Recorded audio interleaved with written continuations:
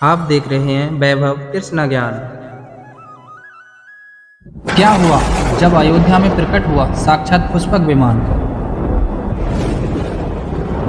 राम मंदिर में काम कर रहे मजदूरों ने जब यह नज़ारा देखा तो सभी के पैरों तले जमीन खिसक गई।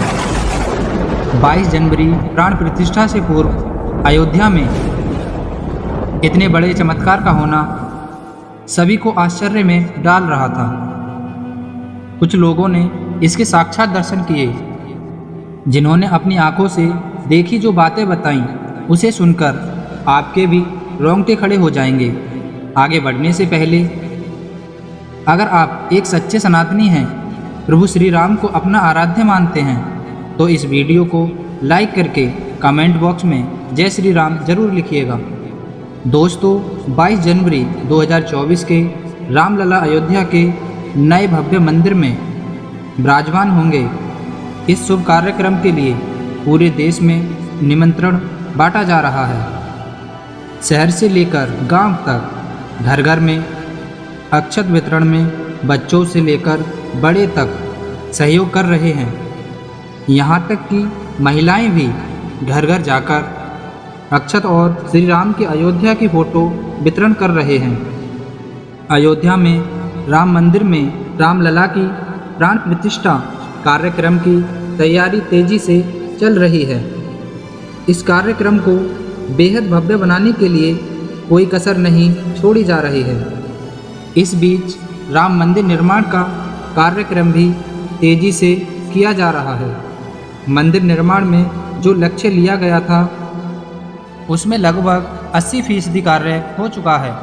70 खंभों पर मूर्तिकारी का काम चल रहा है। पिछले दिनों त्यौहार की वजह से यह धीमा पड़ गया था, लेकिन अब तेज गति से पूरा हो रहा है। निर्माण कार्य जल्द से जल्द पूरा करने के लिए सभी मजदूर रात दिन मेहनत कर रहे हैं। लेकिन 10 जनवरी की रात कुछ ऐसा चमत्कार हुआ जिसे देखकर सभी मजदूर के होश उड़ गए थे। जब रात्रि में सब मजदूर अपना काम निपटाकर तंबू में सो रहे थे, उसी समय अचानक से उन्हें वहाँ कुछ हलचल महसूस हुई। सुरेश नाम के एक मजदूर ने जब तंबू के बाहर झांककर देखा तो उसे राम मंदिर के परिसर में कुछ अजीब सी पीली चमकती हुई चीज़ दिखाई दी। उसने अपने साथियों को जगाना चाहा, लेकिन कोई उसके साथ नहीं आया। जब हिम्मत करके सुरेश राम मंदिर परिसर में पहुंचा तो वहां का नज़ारा बहुत चौंकाने वाला था, क्योंकि वहां पर उसे एक बहुत ही दिव्य चमत्कारी विमान दिखाई दिया, जिसका आकार मोर के समान था, जो दिखने में काफ़ी सुंदर था और तेज से परिपूर्ण था, जो कि राम मंदिर परिसर में पिछले क्षेत्र में उतर रहा था। लेकिन उस विमान को नियंत्रण कौन कर रहा था, यह समझ नहीं आ रहा था, क्योंकि उस विमान में इतना तेज था कि सामान्य आंखों से नहीं देखा जा सकता। लेकिन समझ में कुछ ऐसा आ रहा था मानो स्वयं साक्षात भगवान राम पुष्पक विमान के माध्यम से अयोध्या में उतर रहे हैं। सुरेश ने यह चमत्कार अपनी आंखों से देखा, लेकिन अचानक से ही वह बेहोश हो गया, क्योंकि वो उसके तेज को सहन नहीं कर पा रहा था। सुरेश जब सुबह उठा तो वो उसी स्थान पर मौजूद था और उसके साथी मंदिर निर्माण कार्य पूरा करने के लिए जा रहे थे। उसने सभी को रोका और रात्रि की सच्चाई बताई, लेकिन सभी उसकी हंसी उड़ा रहे थे। लेकिन सुरेश मन ही मन समझ चुका था कि प्रभु श्री राम अयोध्या आ चुके हैं। यह उसके लिए सौभाग्य था कि उसे कितना सुंदर दृश्य देखने को मिला, जहां शायद उसने साक्षात पुष्पक विमान के दर्शन किए थे। यानी कि प्राण प्रतिष्ठा से पहले अयोध्या प्रकट हुआ साक्षात पुष्पक विमान। दोस्तों, देश के अलग अलग हिस्सों से कई बार अजीब सी आकृति विमान देखे गए हैं, जिनका संबंध कई बार तो एलियंस के साथ जोड़कर देखा जाता है। यानी कि अयोध्या में उस रात्रि को मोर की आकृति का विमान देखना वास्तव में प्रभु श्री राम का ही कोई संदेश हो सकता है। क्या यह विमान सचमुच में पुष्पक विमान है? इसकी आखिर क्या गारंटी है? इसे समझने के लिए हमें पुष्पक विमान के रहस्य को अच्छे से जानना पड़ेगा। आगे हम अपने YouTube चैनल वैभव कृष्ण ज्ञान पर आपको पुष्पक विमान का रहस्य बताएंगे, जिसे समझकर आपको यकीन होगा कि अयोध्या में पुष्पक विमान का प्रकट होना कलयुग का सबसे बड़ा चमत्कार है। रामायण में पुष्पक विमान का जिक्र है, जो पहले कुबेर के पास था। इसके बाद रावण ने उसे अपने सौतेले भाई कुबेर से लंका समेत बलपूर्वक हथिया लिया था।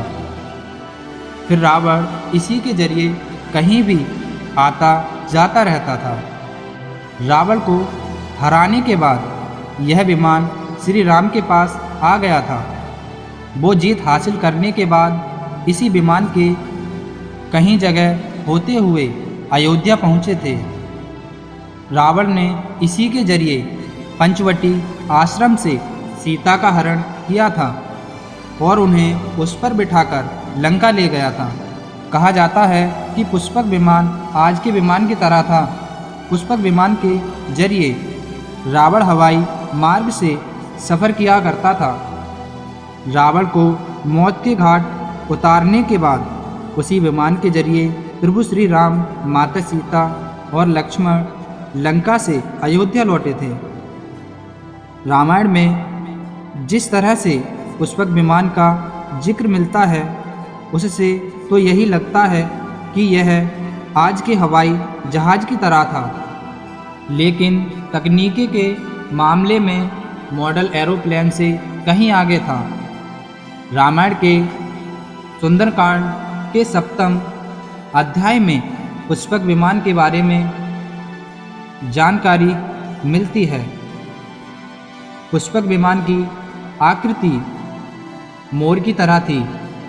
यह अग्नि और वायु ऊर्जा से उड़ान भरता था। इसकी तकनीक इतनी उत्कृष्ट थी कि इसका आकार छोटा और बड़ा भी किया जा सकता था।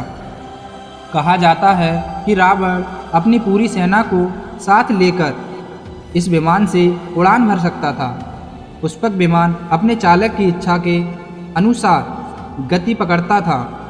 यह मन की गति से उड़ान भरता था। पौराणिक कथाओं के मुताबिक युद्ध के बाद भगवान श्री राम ने विमान का पूजन कर दिव्य विमान कुबेर को वापस सौंप दिया था। कुबेर ने पुष्पक विमान भेंट स्वरूप प्रभु श्री राम को दे दिया था, जिसके बाद उसी पुष्पक विमान से प्रभु श्री राम, माता सीता और लक्ष्मण अयोध्या पहुँचे। अब दोस्तों, कई हजारों साल बाद एक बार फिर से जब भव्य राम मंदिर का निर्माण हुआ है, तो प्रभु श्री राम अपने भाई लक्ष्मण और माँ सीता के साथ एक बार फिर से अयोध्या धाम पहुँच रहे हैं। वह भी अपने इसी पुष्पक विमान पर, जिसका नज़ारा वहाँ के मजदूर अपनी आँखों से देख चुके हैं। रामायण के प्रसंग में कहा गया है कि जब माता सीता को हरण करके रावण ले जा रहा था, तो रास्ते में जटायु ने अपनी चोंच से रावण को चोट पहुंचाई थी।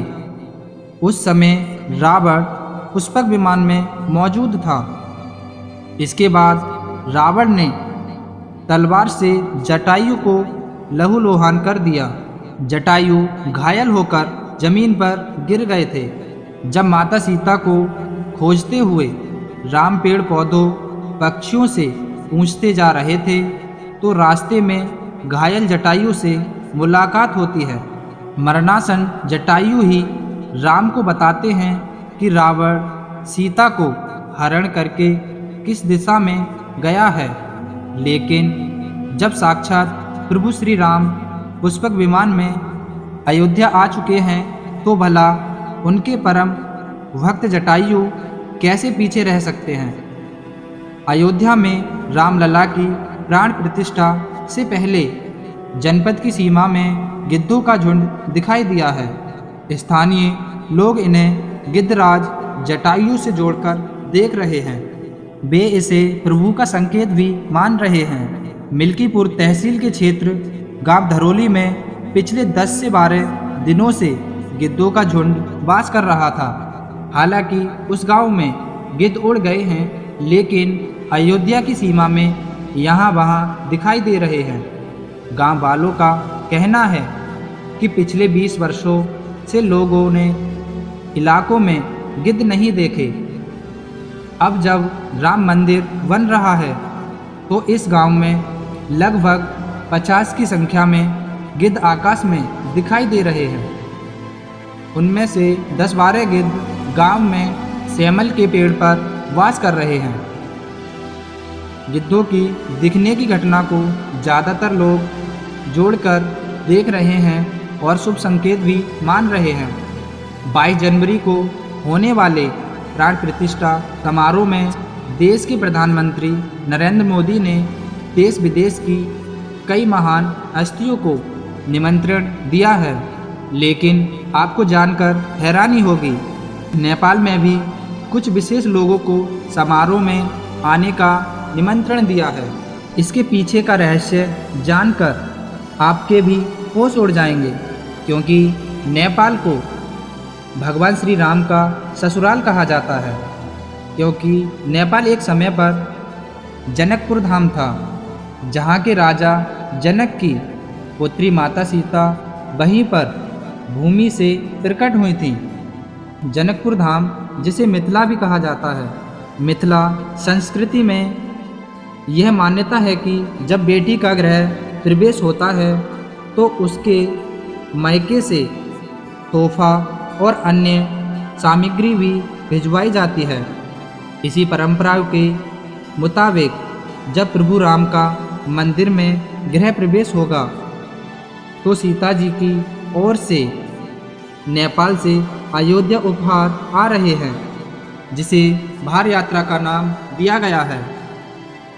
राम मंदिर की प्राण प्रतिष्ठा के लिए भगवान राम के ससुराल से जनकपुर से कपड़े, फल और मेवा के साथ साथ उपहार से सजे 1100 थाल आने वाले हैं। इसमें आभूषण, बर्तन, कपड़े, मिठाइयाँ के अलावा हार भी आएगा, जिसमें 51 प्रकार की मिठाइयाँ, दही, मक्खन और चांदी के बर्तन भी शामिल होंगे। 22 जनवरी को प्राण प्रतिष्ठा समारोह में होने वाला है। इसके लिए श्री राम जन्मभूमि तीर्थ क्षेत्र ट्रस्ट की तरफ से भगवान राम की ससुराल नेपाल के गणमान्य लोगों को निमंत्रण पत्र भेजा गया है। दोस्तों, आज हम राम मंदिर को बनते हुए देख रहे हैं। यह हमारा सौभाग्य है, लेकिन इस भव्य राम मंदिर के बनने में कई हजार सेवकों और राम भक्तों का बलिदान छुपा है। उस समय आक्रमणकारियों ने काशी, मथुरा के साथ ही अयोध्या में भी लूटपाट की थी और जो पुजारियों की हत्या कर मूर्तियां तोड़ने का क्रम जारी रखा। सन 14वीं सदी तक वे अयोध्या में राम मंदिर को तोड़ने में सफल नहीं हो पाए, क्योंकि हर बार राम मंदिर और अयोध्या की रक्षा करने के लिए आसपास के राजा मदद भेजते रहे। हजारों साधुओं ने भी मंदिर की रक्षा के लिए अपने प्राणों की आहुति दे दी। विभिन्न आक्रमणों को झेल श्री राम मंदिर की जन्मभूमि पर बना भव्य मंदिर 14वीं शताब्दी तक बचा रहा। कहते हैं कि सिकंदर लोदी के शासनकाल के दौरान यह भव्य मंदिर मौजूद था। 14वीं शताब्दी में हिंदुस्तान पर मुगलों का अधिकार हो गया था, उसके बाद राम जन्म एवं अयोध्या को नष्ट करने के लिए कई अभियान चलाए गए, यानी 28 में इस भव्य मंदिर को तोड़ दिया गया और उसकी जगह बावड़ी ढांचा खड़ा कर दिया गया। कहते हैं कि मुगल साम्राज्य के संस्थापक बाबर के एक सेनापति ने बिहार अभियान के समय अयोध्या में श्री राम जन्म स्थल पर स्थित प्राचीन और भव्य मंदिर को तोड़कर एक मस्जिद बनवा दी थी। 19 जनवरी 1885 को हिंदू महंत रघुवीर दास ने पहली बार इस मामले को फैजाबाद के न्यायाधीश में हरिकिशन के सामने रखा था। इस मामले में कहा था कि मस्जिद की जगह पर मंदिर बनवाना चाहिए, क्योंकि वह स्थान प्रभु श्री राम का जन्म स्थान है। वर्ष 1947 भारत सरकार ने मुसलमानों को विवादित स्थल से दूर रहने के आदेश दिए और मस्जिद के मुख्य द्वार पर ताला लगवा दिया गया, जबकि हिंदू श्रद्धालुओं को एक अलग जगह से प्रवेश दिया जाता रहा। लेकिन सन 1979 में एक ऐसा चमत्कार हुआ जिसे देखकर मुसलमानों की आंखें खुल गईं। यह रामलला का बहुत बड़ा चमत्कार था कि मस्जिद के अंदर से अचानक रामलला की मूर्ति प्रकट हो गई। कुछ कट्टरपंथियों का कहना था कुछ हिंदू दलों ने रात्रि के समय चुपके से यहाँ पर मूर्तियाँ रख दी हैं। 1939 में भगवान राम की मूर्तियाँ मस्जिद में पाई गईं। मुसलमानों ने इस पर विरोध व्यक्त किया और दोनों पक्षों ने अदालत में मुकदमा दायर कर दिया। सरकार ने इस स्थल को विवादित घोषित करके ताला लगवा दिया। 30 अक्टूबर 1990 को हजारों राम भक्तों ने मुख्यमंत्री मुलायम सिंह यादव द्वारा खड़ी की गई अनेक बाधाओं को पार करके अयोध्या में प्रवेश किया और विवादित ढांचे के ऊपर भगवान का ध्वज फहरा दिया। लेकिन 2 नवंबर 1990 को मुलायम सिंह यादव ने कार्यसेवकों पर गोली चलाने का आदेश दे दिया, जिसमें सैकड़ों राम भक्तों ने अपने प्राणों की आहुति दे दी। सरयू तट राम भक्तों की लाशों से भर गया था। इस नृसिंह का हत्याकांड के बाद अप्रैल 1991 को उत्तर प्रदेश के तत्कालीन मुख्यमंत्री मुलायम सिंह यादव को इस्तीफा देना पड़ा। उस समय कोठारी बंधुओं की बलिदान चर्चा खूब रही।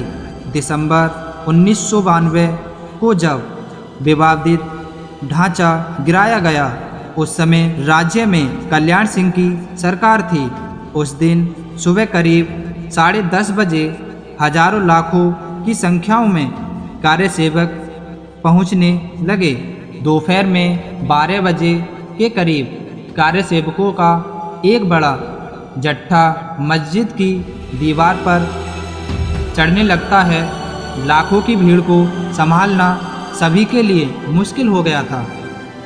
दोपहर के 3:40 पर पहला गुंबद भीड़ ने तोड़ दिया और फिर 5 बजने में 5 मिनट बाकी थे। तब तक पूरा का पूरा विवादित ढांचा टूट चुका था। भीड़ ने उसी जगह पूजा अर्चना की और रामशिला की स्थापना कर दी। मुख्यमंत्री कल्याण सिंह का साफ आदेश था कि कार्यसेवक पर गोली नहीं चलेगी। इस महान कल्याण सिंह जी को हम शाश्वत प्रणाम करते हैं। दोस्तों, राम मंदिर को बनता हुआ देखना सौभाग्य है, लेकिन जब भी हम इसके पीछे हजारों हिंदुओं का बलिदान देखते हैं तो हमारी आंखें नम हो जाती हैं। इस पूरी वीडियो को देखने के बाद आक्रमणकारियों के लिए आपके क्या विचार हैं, इसे कमेंट बॉक्स में ज़रूर बताइएगा। हमारे महान शहीदों के लिए आपकी श्रद्धांजलि क्या है, नीचे कमेंट बॉक्स में ज़रूर दीजिएगा। आज की वीडियो में फ़िलहाल इतना ही। आगे फिर मिलते हैं एक ऐसी ही सत्य चमत्कारी घटनाओं के साथ। जय श्री राम।